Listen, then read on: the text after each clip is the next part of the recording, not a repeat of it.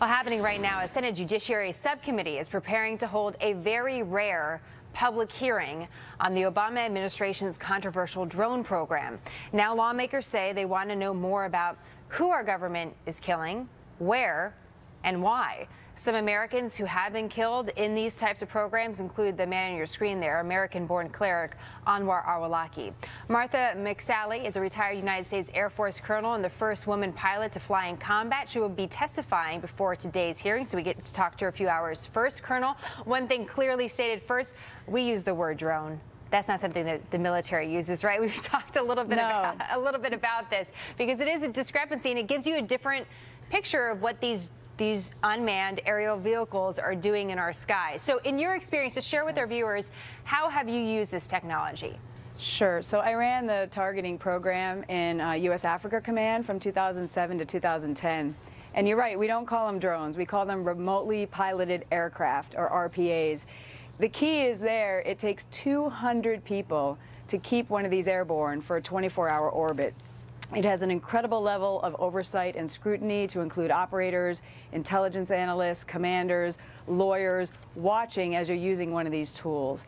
And so there are very legitimate questions as to whether we should be using lethal force in the counterterrorism strategy overseas and how that's legal and whether it's the right strategy. But once you've decided to use lethal force and you're picking a platform, the RPAs give you a tremendous amount of scrutiny, oversight, persistence, precision, and the flexibility to abort at the last minute if the target moves or civilians come into the area. And that's why I wanted to mention the use of language is so important, because when you say drone, you almost think, oh, these are things just flying around the skies. You know, there's like one person having a cup of coffee behind directing these things. And as you point out, that's not exactly the case.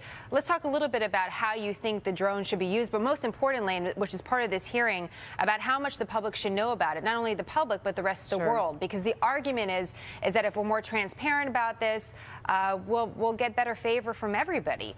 What do you think about how we're using it and what we should actually know about it? Well, and again, just the fact that we're calling it drones and drone wars, Al-Qaeda has got a very tremendous information operations campaign against us playing into this. So we really need to use the right terminology, and we need to make sure we understand the capabilities.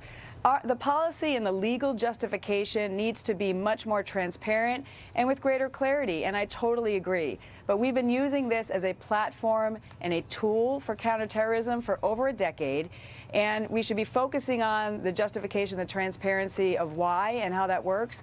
And then the process at the unclassified level, I can tell you that it's incredibly meticulous, with an extraordinary oversight and scrutiny, with hundreds and thousands of people involved.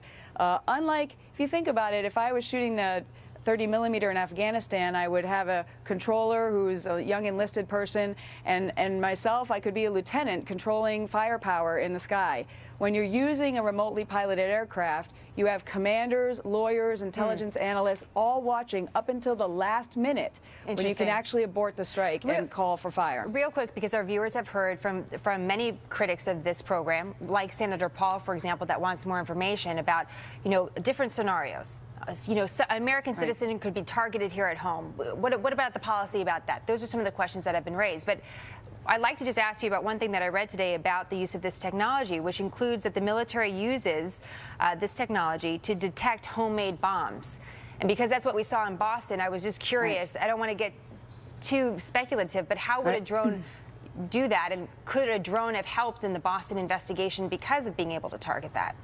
Well, we are using our remotely piloted aircraft all over the world, but in Afghanistan, they provide us tremendous, persistent surveillance, where if we get a tip-off of some sort of intelligence, then they can actually comb an area, they can identify discrepancies with their television or their infrared technology, and then we can bring assets to bear to either identify what's going on the ground or do that from the air. So it does bring a capability as a tool and a platform for counterterrorism in many different places. Look, we were using helicopters in Boston with infrared cameras. They just happen to be flown by individuals that eventually have to eat, go to the bathroom, and sleep, and fill up on gas.